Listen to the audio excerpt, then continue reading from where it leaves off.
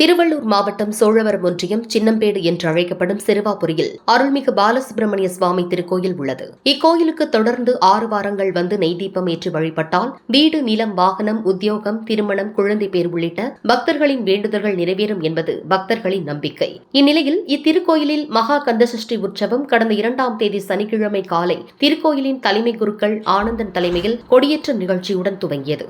இதை முன்னிட்டு கடந்த வெள்ளிக்கிழமை மாலை ஸ்ரீ விநாயகர் பூஜை, வாஸ்து சாந்தி உள்ளிட்டவை நடைபெற்றது. நாள்தோறும் மகா கந்தசஷ்டி விழா நிகழ்ச்சிகள் திருக்கோயில் வளாகத்தில் நடைபெற்றது. இன்று காலை யாகசாலை பூஜைகள் மற்றும் 10:30 மணிக்கு கலச பூஜை, பூர்ணாகுதி, கலசாபிஷேகம் உள்ளிட்டவை நடைபெறுகிறது. மாலை 4 மணிக்கு கோயில் எதிரே உள்ள வடக்கு தெருவில் பக்தர்களின் அரோகரா கோஷத்துடன் சூரசம்ஹார நிகழ்ச்சி நடைபெற்றது.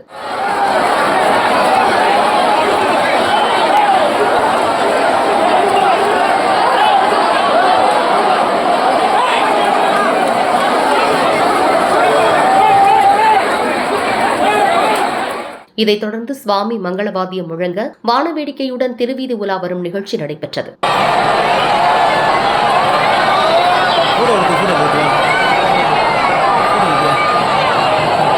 இதன் பின்னர் இரவு கொடியிறக்கும் நிகழ்ச்சி நடைபெற்றது. நாளை காலை சுவாமிக்கு சந்தனக்காப்பு அபிஷேகம், மாலை திருக்கல்யாணம் உள்ளிட்டவை நடைபெறுகிறது. அதைத் தொடர்ந்து மங்கள வாத்தியம், கைலாய வாத்தியம் முழங்க சுவாமி திருவீதி உலா வரும் நிகழ்ச்சி நடைபெறுகிறது. நிகழ்ச்சிக்கான ஏற்பாடுகளை திருக்கோயிலின் செயல் அலுவலர் மாதவன் தலைமையில் ஊழியர்கள், பணியாளர்கள், விழா குழுவினர்கள், பக்தர்கள், கிராம பொதுமக்கள் சிறப்பாக செய்து வருகின்றனர்.